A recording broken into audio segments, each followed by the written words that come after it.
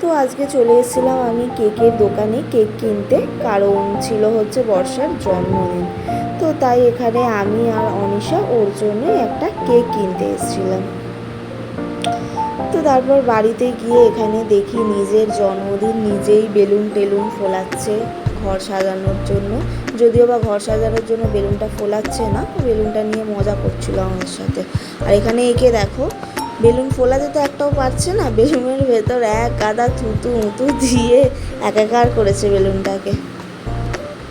আর এখানে এই পাগলটাকে দেখো না, লাইট ফাইট জড়িয়ে বসে আছে।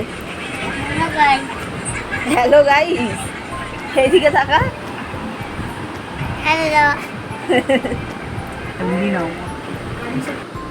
তারপর ওর জন্য এই কেকটাই চয়েস করা হয়েছিল, এই কেকটাই নিয়ে নিয়েছিলাম আমরা।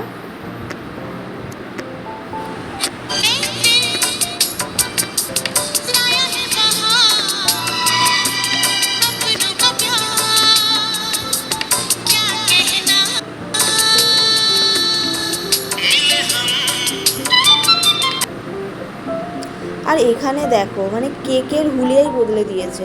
কেকের ফুলগুলো কোথায় গায়েব হয়ে গেছে, ফুলগুলো গায়েব হয়ে গিয়ে এর চুলে চলে এসেছে, মানে কেকের ফুল লাগিয়েছে নিজের চুলে। আর এখানে ওকে কেক মাখানো হচ্ছিল, কিন্তু এইভাবে কি কেক মাখায়? যাই হোক, তো এইভাবেই আজকে আমাদের সন্ধ্যেটা কেক কাটিং করেই কেটে গেল।